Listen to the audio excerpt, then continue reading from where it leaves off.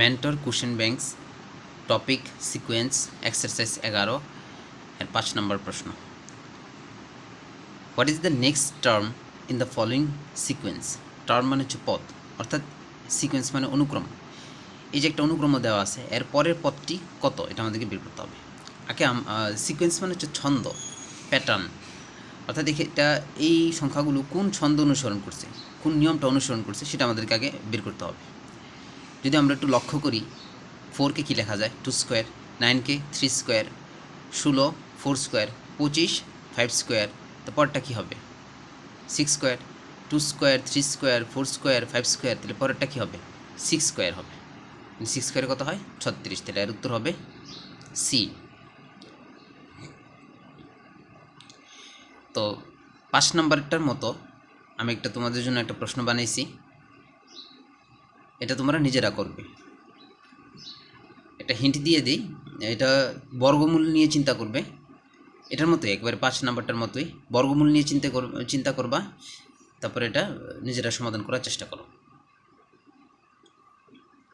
পরের প্রশ্নটা দেখি। What is the missing term in the following sequence? অর্থাৎ এই সিকোয়েন্সের মধ্যে যে মিসিং যে পদটা আছে, সে পদটা কত, এটা আমাদেরকে বের করতে হবে। আমরা যদি একটু লক্ষ্য করি, 100কে আমরা কি লিখতে পারি? 10 স্কোয়ার, 100কে আমরা 10 স্কোয়ার লিখতে পারি, 81-রে 9 স্কোয়ার লেখা যায়, 64কে 8 স্কোয়ার, 36কে 6 স্কোয়ার, তাহলে মাঝখানেরটা অবশ্যই কী হবে? এটা হবে 7 স্কোয়ার হবে। 7 7 49, তাই উত্তর হবে কি? বি। 6 নম্বরের অনুরূপ একটা প্রশ্ন তোমাদের জন্য বানিয়ে রেখেছি, এটাও তোমরা নিজেরা সমাধান করবে একেবারে 6 নম্বরটার মতো। 6 নম্বরটা যেভাবে করবা, এটাও কি করবা? সেভাবেই করার চেষ্টা করবা। 7 নম্বর প্রশ্নটা দেখি। What is the next term in the following sequence? অর্থাৎ এই সিকোয়েন্সের মধ্যে পরবর্তী পদটা কত, এটা আমাদেরকে বের করতে হবে। আগে আমরা সিকোয়েন্সটা ধরার চেষ্টা করি। 8 আর 14-এর মধ্যে পার্থক্য কত? 8 আর 14-এর মধ্যে পার্থক্য হচ্ছে 6। 14 আর 12-এর মধ্যে পার্থক্য কত? 8। 14 আর 22-এর মধ্যে পার্থক্য হচ্ছে 8। 22 আর 32-এর মধ্যে আর পার্থক্য কত? 10। 32 আর 44-এর মধ্যে পার্থক্য কত? 12। তাহলে অবশ্যই পরেরটা আর এটার পার্থক্য কত হবে? 14 হবে। এই সিকোয়েন্স অনুযায়ী গেলে 6 8 10 12, পরেরটা কত হবে? তাহলে 14 হবে। এখন এই 14টার সাথে যোগ করে দিই, তাহলে এই পদটা পাওয়া যাবে। এর সাথে যোগ করলে কত হবে? 50 58 হবে। তাহলে পরবর্তী পদটা হবে কত? 58 হবে। এটাও 7 নম্বরের অনুরূপ একটা সিকোয়েন্স আমি বানিয়ে রেখেছি তোমাদের জন্য, এটা নিজেরা করার চেষ্টা করবে। পরের প্রশ্নটা দেখি। What is the next term in the following sequence? এই সিকোয়েন্সের পরবর্তী পদটি কত? তো এখানে আমরা যদি একটু লক্ষ্য করি, তাহলে দেখা যাবে যে 1 আর 1 যোগ করলে কত হয়? 2 হয়। 1 আর 2 যোগ করলে 3 হয়। 2 আর 3 যোগ করলে 5 হয়। অর্থাৎ প্রথম দুইটা যোগ, আগের দুইটা যোগ করলে পরেরটা পাওয়া যায়, আগের দুইটা যোগ করলে পরেরটা পাওয়া যায়। তো এই ধরনের সিকোয়েন্সকে বলা হয় ফিবোনাক্কি সংখ্যা বলা হয় থাকে। এটা হচ্ছে একটা ফিবোনাক্কি সংখ্যা, যার প্রথম দুইটা যোগ করলে কি হয়? পরেরটা পাওয়া যায়। অর্থাৎ প্রথম দুইটা যোগ করলে 2 3 যোগ করলে 5, 5 3 যোগ করলে 8, তো এটাও কি হবে? 21 আর 13 যোগ করলে যা হয় এটা তাই হবে। কত হবে? 20 আর 10 30, তাহলে কি 20 আর 10 30, হ্যাঁ 34 হবে। এর উত্তর হবে বি। 8 নম্বরটার উত্তর হবে বি। তারপর আমরা 9 নম্বর প্রশ্নটা দেখি। What is the next term in the following sequence? যে এই সিকোয়েন্সের মধ্যে পরবর্তী পদটা কত, এটা আমাদেরকে বের করতে হবে। তো আমরা যদি একটু খেয়াল করি, 5 আর 8-এর 5 পরে 8 লিখছে, পরে আবার 4 লিখছে, এটা অন্যরকম। 5-এর সাথে 8-এর তেমন কোনো সম্পর্ক নেই, পরে আবার 9 লিখছে। কিন্তু আমরা যদি একটু লক্ষ্য করি, তাহলে দেখা যায় যে 5-এর সাথে 4-এর একটা কী আছে? সম্পর্ক আছে। 5 4, তারপরে আবার কি 3, পরে আবার 2, অর্থাৎ একটা পর কী আছে? একটা সিকোয়েন্স কাজ করতেছে এই জায়গায়। তো 5 5-এর পরে 4, 4-এর পরে 3, 3-এর পরে 2, এরপরে কত হবে? 1 হবে। একটা সিকোয়েন্স করতেছে। আবার আরেকটা জিনিস লক্ষ্য করলে দেখা যায়, 8-এর পরে কত? 9, 9-এর পরে 10, তার 10-এর পরে কত হবে? 11 হবে। এই খালি ঘরের জায়গায় হবে কত? 11। উত্তর হবে কি? এ। এটাকে বলা হয় ডাবল সিকোয়েন্স, অর্থাৎ একটা অনুক্রমের মধ্যে এখানে দুইটা সিকোয়েন্স কাজ করতেছে আর কি। তো এটার জন্য আমি 9 নম্বরের অনুরূপ আরেকটা প্রশ্ন আমি তোমাদের জন্য বানিয়ে রেখেছি। এটাও তোমরা নিজেরা চেষ্টা করবে এবং উত্তরটা বের করার চেষ্টা করবে। অবশ্যই উত্তরটা আমাকে কমেন্টে জানাবে। পরে 10 নম্বর প্রশ্নটা দেখি। Find the odd man out from the following series. অর্থাৎ এই যে সিরিজ বা সিকোয়েন্সটা দেওয়া আছে এটার থেকে অড নাম্বার বা অড ম্যান যেটা আছে, অড নাম্বারটা আমাদেরকে বের করতে হবে। অড নাম্বার হচ্ছে অস্বাভাবিক, মানে বাকিগুলোর সাথে যেটা মিলে না, বাকিগুলোর সাথে যে সংখ্যাটা মিলবে না বা বাকিগুলোর থেকে যেটা সংখ্যাটা আলাদা, ওটাকে আমরা কি বলবো? অড নাম্বার বলবো। তো আমরা যদি একটু লক্ষ্য করি দেখা যায় যে 28কে কী করা যায়? 7 দিয়ে ভাগ করা যায়, 4 7 28, 42কে 6 7 42, 5 7 35, 7 8 56, কিন্তু 52কে 7 দিয়ে ভাগ করা যায় না। অর্থাৎ এই 52টা হচ্ছে অন্য সংখ্যার থেকে একটু আলাদা। এখানে অড নাম্বার হবে কি? 52। এর উত্তর হবে ডি। পরবর্তী প্রশ্নটা দেখি। 10-এর পরে আমরা দেখব 11। আচ্ছা, 11 সাম চেয়েছে, পরেরটা করি, আমরা পরে করবো 11। 12 নম্বর প্রশ্নটা দেখি। Find the odd man out from the following series. অর্থাৎ এই যে অনুক্রমটা দেওয়া আছে এটা থেকে আমাদের কী করতে হবে? অড নাম্বার যেটা আছে সেটা আমাদেরকে বের করতে হবে। অড নাম্বার কোনটা হবে? যদি আমরা একটু লক্ষ্য করি দেখা যায় যে 61কে কোনো সংখ্যা দ্বারা ভাগ করা যায় না, এটা একটা প্রাইম নাম্বার। 67কেও কোনো সংখ্যা দ্বারা ভাগ করা যায় না, প্রাইম নাম্বার। 71কে কোনো সংখ্যা দ্বারা ভাগ করা যাচ্ছে না, এটা একটা প্রাইম নাম্বার। 83কে কোনো সংখ্যা দ্বারা ভাগ করা যাচ্ছে না। 77কে 7 দ্বারা ভাগ করা যায়, একমাত্র 77কে কোনো সংখ্যা দ্বারা ভাগ করা যাচ্ছে। তাহলে এটা কি না? প্রাইম নাম্বার নয়। বাকিগুলো কিন্তু কি? Prime number. সুতরাং এখানে উত্তর হবে অড নাম্বার হবে কত? 77 হবে অড নাম্বার। এখন আমরা 11 নম্বর প্রশ্নটা দেখি। Find the sum of all numbers in the following series.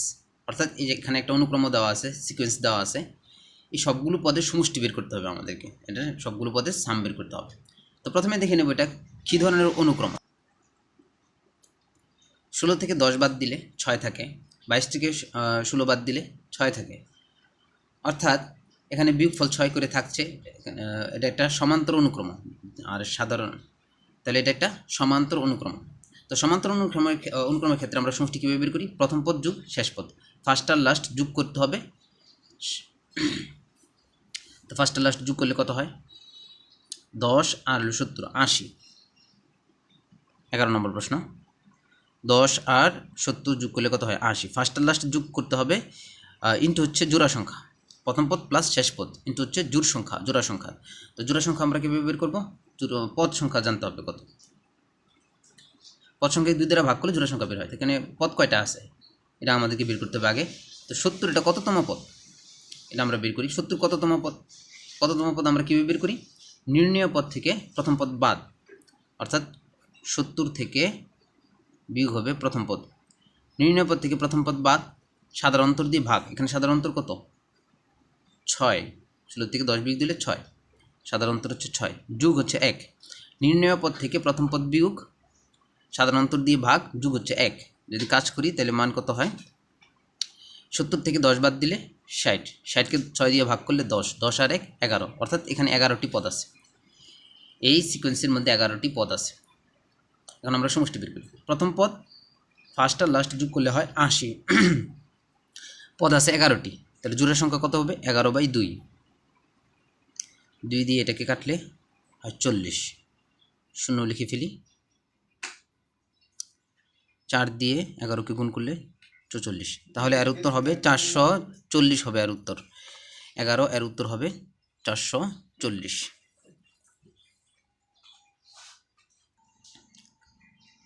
পরের প্রশ্নটা দেখি, 13 নম্বর প্রশ্ন। What is the sum of integers from 1 to 100 that are divisible by 2 or 5।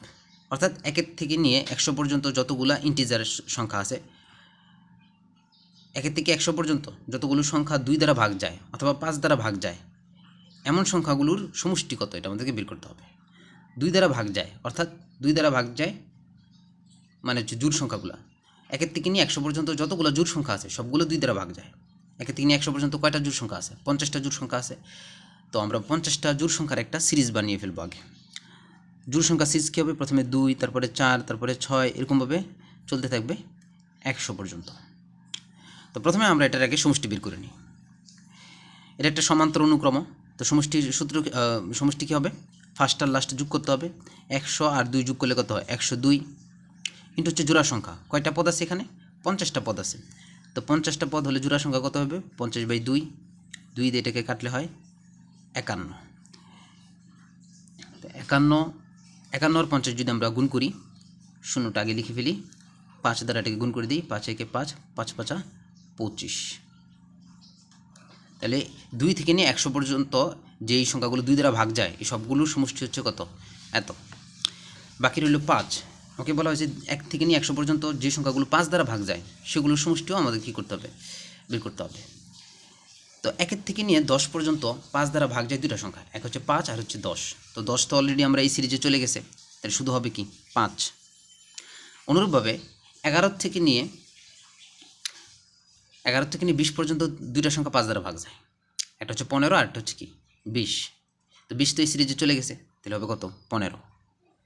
অনুরূপভাবে 21 থেকে 30 পর্যন্ত 5 দ্বারা ভাগ যায় দুইটা সংখ্যা, একটা হচ্ছে 25 আর একটা হচ্ছে 30। 30 এই সিরিজে চলে গেছে জোড় সংখ্যা হিসেবে, বাকি রয়েছে কত? 25। তো এরকমভাবে চলতে থাকবে। এমন 91 থেকে 100 পর্যন্ত 5 দ্বারা বিভাজ্য সংখ্যা হবে কত? 95 হবে। তো এরকম 1 থেকে 100 পর্যন্ত 10টা সেকশন আছে, প্রত্যেক সেকশনে একটা করে নাম্বার থাকবে, অর্থাৎ 10টা নাম্বার এখানে আছে। তো এই সবগুলো যোগফল কত হবে? এটা একটা সমান্তর অনুক্রম। তাহলে ফার্স্ট আর লাস্টে যোগ করতে হবে। ফার্স্ট আর লাস্টে যোগ করলে কত হয়? 5 আর 95 যোগ করলে হয় 100 ইন্টু জোড়া সংখ্যা। এখানে পদ আছে কয়টা? 10টা পদ আছে এরকম। তাহলে জোড়া সংখ্যা হবে কত? 10/2। 2 দিয়ে 100 কাটলে 50। 50 আর 10 গুণ করলে 500।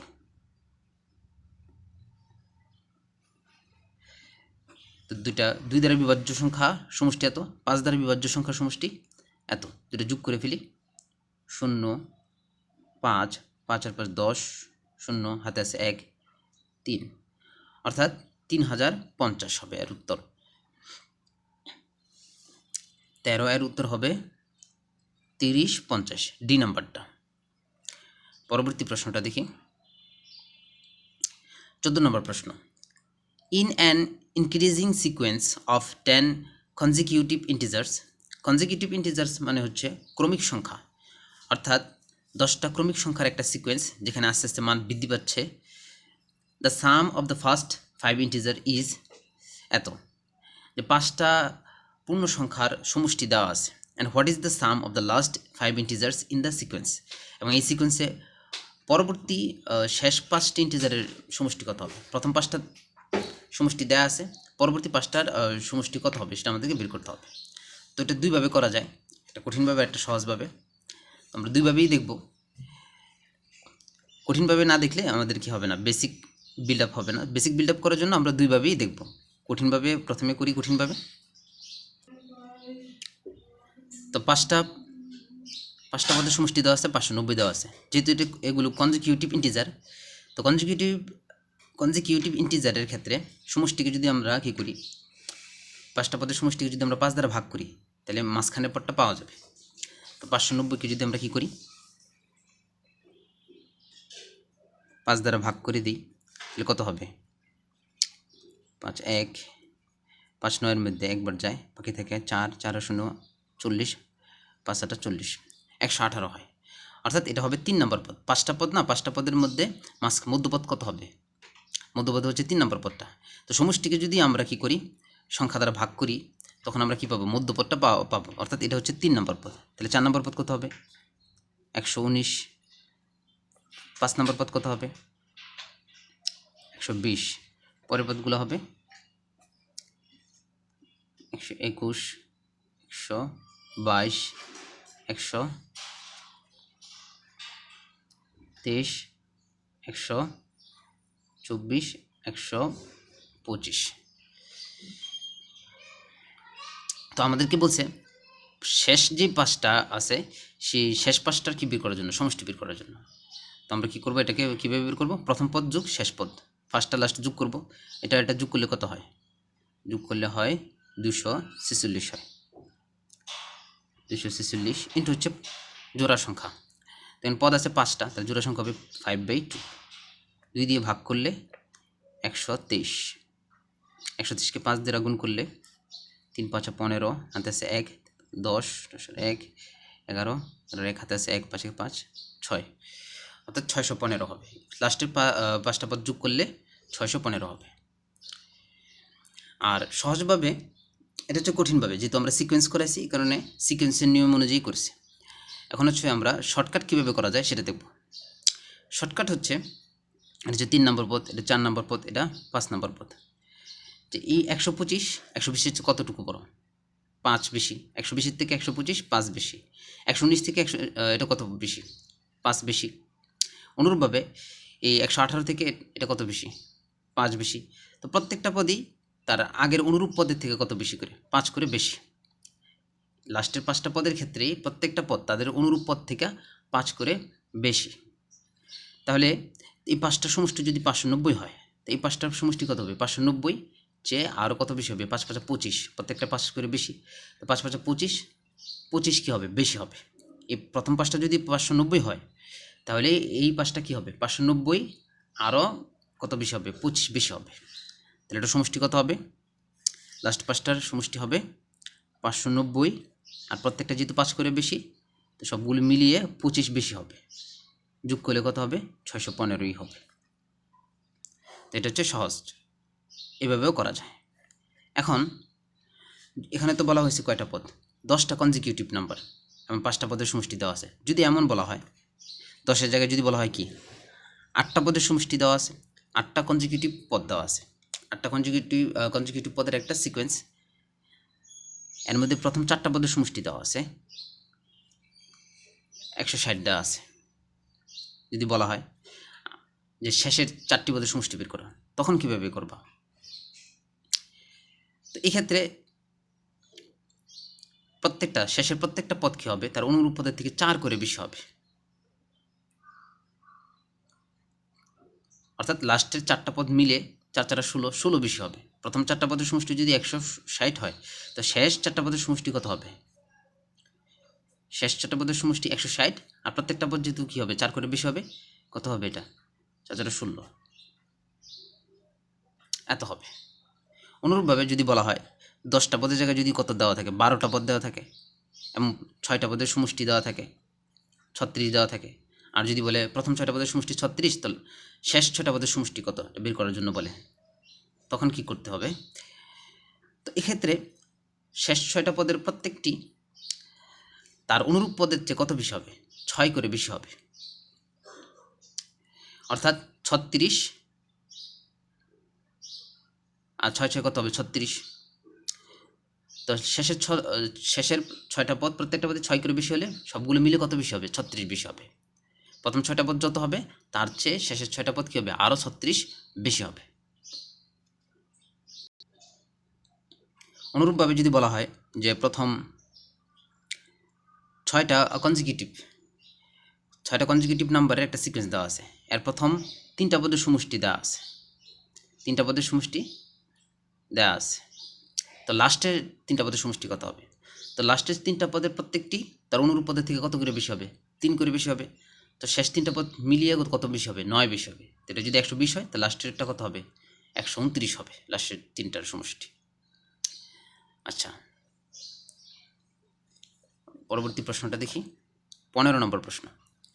If Sn is the sum of the first n term of a certain sequence and sum of n terms, তো অর্থাৎ কোনো একটা সিকোয়েন্সের n সংখ্যক প্রথম n সংখ্যক পদের সমষ্টি হচ্ছে Sn, আর Snকে তারা এভাবে কী করছে, ডিফাইন করেছে। Sn সমান হচ্ছে, এটা দেওয়া আছে ফর অল পজিটিভ ইন্টিজার্স, এবং সিকোয়েন্সটা হবে কি, সমস্ত ধনাত্মক সংখ্যার জন্য আর কি। সিকোয়েন্সটা ধনাত্মক সংখ্যার একটা সিকোয়েন্স হবে আর কি, যার সমষ্টি হচ্ছে Sn সমান এত। What is the fourth term of the sequence, তাহলে এর 4 নম্বর পদটা কত, এটা আমাদেরকে বের করতে হবে। তো এখানে যে কোনো সিকোয়েন্স বলছে, তাহলে আমরা ধরে নিই যে প্রথম, তাহলে এটা দেওয়া আছে n সংখ্যক পদের সমষ্টি দেওয়া আছে এটা, তাহলে প্রথম 4টা পদের সমষ্টি কত হবে? n এর জায়গায় কত হবে? 4 হবে। 4 4 16, 16 আর 1 17, 17-এর সাথে 4 গুণ দিলে কত হয়? 4 10 40, 4 7 28, 68 হবে। তাহলে 4টি পদের সমষ্টি কত হবে? 4টি পদের সমষ্টি হবে 68। আবার যদি আমরা 3টা পদের সমষ্টি বের করি, n এর জায়গায় 3 হবে, n সংখ্যক পদের সমষ্টি এটা, তাহলে 3টি পদের সমষ্টি কত হবে? 3 স্কোয়ার 9, 9 আর 1 10, 10 আর 3 3 10 30। অর্থাৎ 4টি পদের সমষ্টি হচ্ছে 68, 3টি পদের সমষ্টি হচ্ছে 30। তো 4টি পদের সমষ্টি থেকে আমরা যদি 3টি পদের সমষ্টি বাদ দেই, তাহলে কত থাকে? 38। এটা হচ্ছে চতুর্থ পদটা। তো পঞ্চম পদ যদি আমাদেরকে বের করার জন্য বলতো, তখন আমরা কী করতাম? 5টি পদের সমষ্টি বের করতাম এবং 4টি পদের সমষ্টি বের করতাম। 5টি পদের সমষ্টি থেকে 4টি পদের সমষ্টি বিয়োগ দিলেই পঞ্চম পদটা পাওয়া যাবে। অনুরূপভাবে যদি বলতো যে ষষ্ঠ পদটা কত, তাহলে আমরা কী করতাম? এখানে এই সূত্র দিয়ে 6টি পদের সমষ্টি বের করতাম আর 5টি পদের সমষ্টি বের করতাম। তারপরে 6টি পদের সমষ্টি থেকে 5টি পদের সমষ্টি বিয়োগ দিলে কি পাওয়া যাবে? ষষ্ঠ পদটা পাওয়া যাবে। একটা উদাহরণ দিয়ে বুঝাই। যেমন একটা সিকোয়েন্স হচ্ছে 1 2 3 4, এখানে 4টি পদের সমষ্টি কত? 10। 4টা পদের সমষ্টি হচ্ছে 10। আবার 3টি পদের সমষ্টি কত?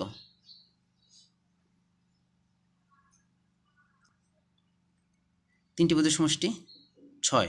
10-এর থেকে 6 বাদ দিলে কিন্তু কি পাওয়া যাচ্ছে? আমাদের 4টা পাওয়া যাচ্ছে। তাহলে 15 এর উত্তর হবে 38। চতুর্থ পদ হবে 38। What is the fourth term of the sequence? উত্তর হবে ডি, 38।